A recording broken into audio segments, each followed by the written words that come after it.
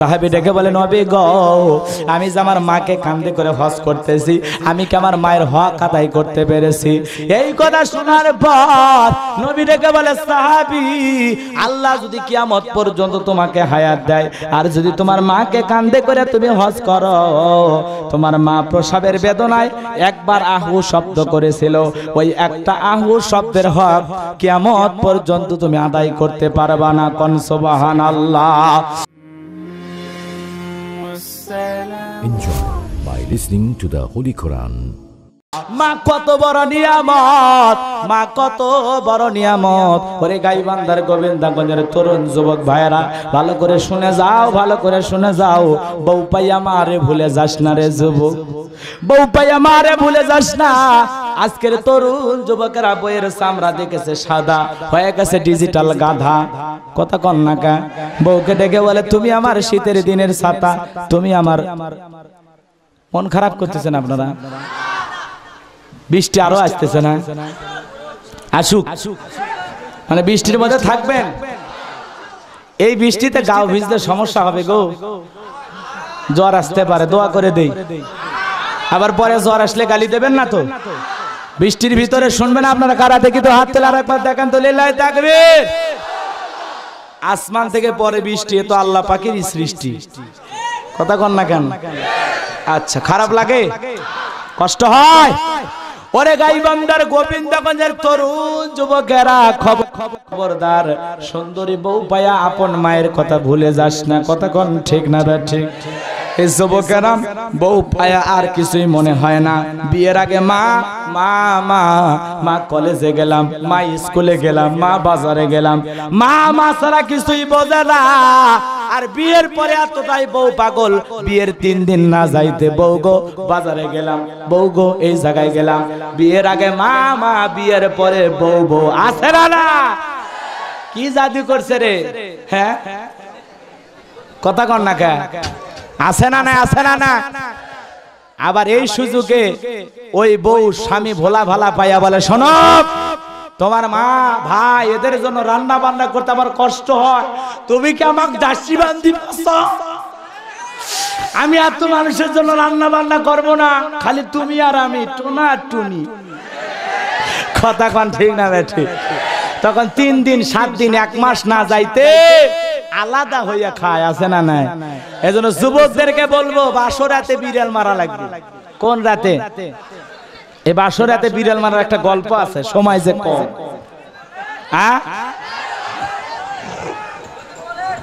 বৃষ্টির ভিতরে গল্প চলবি, শুনবেন। বাসর ঘরে বিড়াল মারার গল্প হলো কি, আমরা তো গাইবান্ধা নদী এলাকার মানুষ, ভালো করে বোঝেন। আপনাদের আশেপাশে নদীর নাম কি? যমুনা, বাঙ্গালী নদী। আচ্ছা, নদীর এই পারে গোবিন্দগঞ্জ নাকি? ওই পারে কি? জোরে কর। সাগাটা। এই হলো ওয়াজের পয়েন্ট, ভালো করে বোঝেন। বৃষ্টি পড়তেছে ভাই, এই সময় কষ্ট দেওয়াটা ঠিক হচ্ছে না। হ্যাঁ, কষ্ট পাবেন। আচ্ছা, বাসর ঘরে যুবক, তোমার ওয়াজ করা লাগবে। কি ওয়াজ করবে শুনে যাও। বাসর ঘরে কি ওয়াজ করবে শুনে যাও। বাসর ঘরে কি মারা লাগবে? হ্যাঁ, একদিন শাসন করলে লাইফ গ্যারান্টি। কথা কন না কেন? দেখেন কিভাবে কি করবেন। একটা ছেলে গোবিন্দগঞ্জে বাড়ি, ও বিয়ে করার জন্য যাচ্ছে সাগাটা নদী পার হইয়া। কথা কি বুঝতে পারতেছেন? বরযাত্রী যাচ্ছে সব নৌকায়। ওই যুবকের একটা পোষা বিড়াল ছিল। কি ছিল?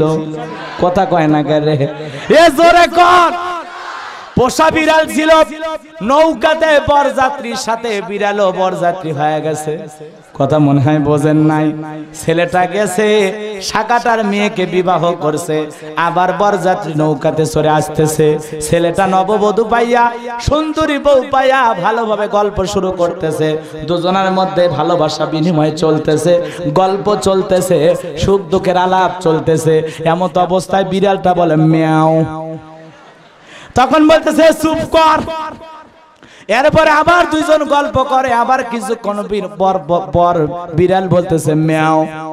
কচ্ছে চুপ কর। আবার যখন দুইজন গল্প করে, কিছুক্ষণ পর আবার বিড়াল বলে মিয়াও। ছেলেটা এবার গলার স্পিরিট বাড়াইছে, চুপ কর। এরপরে আবার যখন গল্প করে নববধূর সাথে গল্প করতেছে কি নাজের রোমান্টিক আলাপ, তার মধ্যে বিড়ালটা ডিস্টার্ব করতেছে, কথা কোন ঠিক না ঠিক। এইবার আবার যখন গল্প করে বিড়াল যখন আবার একবার বলেছে মিয়াও, তখন বলছে এই চুপ কর, আর একবার করলে তো খবর আছে, চুপ কর, মিয়াও মিয়াও করিস না, চুপ কর। আমার ভাইয়েরা, এজন্য নারীদের ব্যাপারটা বর্তমানে কম না বেশি? এর একটাই কারণ, কিসের লাইন? ডিশের লাইন ঘরের থেকে কেটে দেন, মা বোন এমনি ভালো হবে, কথা কোন ঠিক না ঠিক। আপনার টেলিভিশনে পিন ড্রাইভে ভরে ওয়াজ নসিহত গজল ইসলামী সঙ্গীত নিয়ে এসে সারাদিন ওয়াজ শুনুক, কথা কোন। এখন যে চ্যানেলে দেখার মতো কিছু আছে? খালি অশ্লীলতা, কথা কোন ঠিক না ঠিক। এগুলো দেখাই তো মা বোনেরা বায়না করে, সবাই অনুরোধ করছে হুজুর এটা একটু কন, বলবো ওগুলো দেখাই তো বায়না করে। কিরণ মালার এত জ্বালা যদি বুঝিতাম, তাইলে কি আর ডিশ চ্যানেলে ছবি দেখিতাম। স্বামী আমার গরিব মানুষ, পকেটে নাই টাকা, কেমনে আমায় কিনে দেবে কিরণ মালার জামা। জামাই জানে এত জাদু যদি বুঝিতাম, তাইলে কি আর ডিশ চ্যানেলে ছবি দেখিতাম। স্বামী চিন্তা করলো বউ যদি এই স্লোগান দেয় আমারও তো দেওয়া দরকার। এইবার ডেকে বলে সাথী তুমি রাগ করো না, খোলো তোমার কি, তোমার জন্য আনবো কিরে নতুন জামা পাখি। স্টার জলসা দেখা যখন হইছে ইমান হারা, জানি তোমার ঘুম হবে না পাখি জামা সারা। কি লাভ হবে গো বলো তোমায় দোষী করে, পাখি জামা না পাওয়াতে 7 জন গেল মরে। কয়জন মরছে? জান্নাত ঢুকছে নাকি জাহান্নাম? ফেরেশতারা ফিটার খেলেছে নাকি ফাটাচ্ছে? সেই পিটন পিটাচ্ছে, কথা কোন ঠিক না ঠিক। 7 জন গেল মরে, 17 জন দিল স্বামী তালাক। কয়জন তালাক মারছে? তালাক দিয়ে করছে তোর ভাত খামো না, পাখি জামা দিব না, তোর ভাত খামো না, আছে না নাই? 17 জন দিল স্বামী তালাক, হলো অন্যের বধূ। হায়রে আমার পাখি জামা না জানি কি মধু। যেই জামাটা লাগবে সবার দিন ধর্মেরই কাজে, সেই জামাটা চাই না পাওয়া অনেক নারীর মাঝে। হায়রে নারী পর্দা সারি ছুটছো কাহার পিছে, মনে রেখো দুনিয়াটা একেবারে মিছে। নামাজ পড়ো রোজা রাখো ধরো আল্লাহর কাম, নইলে গোবিন্দা গজের মা বোনেরা কপালে কিন্তু জুটবে জাহান্নাম। নারীদের জন্য পর্দা করা ফরজ। মা বোনদেরকে বলে যায়, মা শুনে যান, ফাতেমা একদিন রাতের বেলায় সুন্দর করে সেজে আছে। হযরত আলী এশার নামাজ পড়ার পর ঘরের ভিতরে প্রবেশ করে সর্বপ্রথম ফাতেমাকে সালাম দিলেন। বউকে সালাম দেওয়ার দরকার আছে না নাই? আজকে কত যুবক যখন আমি বলে বউকে সালাম দিবেন, জয়পুরহাটের এক যুবক দাঁড়ায় বলে হুজুর আমার শরম লাগে, বউকে সালাম দিতে শরম করে। কথা কন না কে? তোর এতই শরম তাহলে বিয়ে করছু কে? কথা কন না কে? বউকে সালাম দেওয়ার দরকার আছে না নাই? আসসালামু আলাইকুম রগিমা, কই আছো সোনা, ঘরের দরজাটা খোলো না, আমি তোমার ভালোবাসার পাগল। বউ খুশি হয়ে দরজা খুলবি, কিন্তু এই বাটপার দরজা যাই এমন চিৎকার মেরে ডাক দেয়, কই দরজা খোল না হলে ভাঙ্গে ফেলে দিনু রে। বউ কয় স্বামী না আজরাইল, কথা কোন ঠিক না বেঠি। এজন্য বাজান গো আমার, দরজায় যায় ভালো করে বউকে ডাক দেবেন আসসালামু আলাইকুম বইলা। আর আমাদের দেশের বাটপার ছেলেগুলা বউরে সালাম দেয় না, পাশের বাড়ির ভাবিকে দেখলে সালাম দেয়, আসসালামু আলাইকুম ভাবি কেমন আছেন, ডায়াবেটিস কেমন? ভাই না থাকলে একটা মিস কল দেবেন, আছে না নাই? বইয়ের চেহারার প্রশংসা রাখবি রে যুবক। স্ত্রী যেমনই কপালে জুইতেছে ওইটা তো আর ঘন্টান যাবে না, কথা কর না। কপালে যেটা আছে ওইটা মনে করা লাগবে বিশ্ব সুন্দরী, কথা কর। মনে করবেন আপনার ঘরে সব চাইতে সুন্দরী বউ, নাক কান যেমনই হোক চেহারা যেমনই হোক, কথা বোঝেন নাই? মনে করবেন আমার ঘরের সুন্দরী বউ, বউয়ের চেহারা দেখে প্রশংসা, বিবি রে তোমার চোখ দুইটা সুন্দর, হরিণের মতো কালো, দেখা লাগে ভালো। কিন্তু এই বাটপার জীবনেও তা কয় না, পারলে বউকে অপমান করার জন্য বলে তোর চোখ তো গরুর চোখ, কথা কন ঠিক না বেঠি।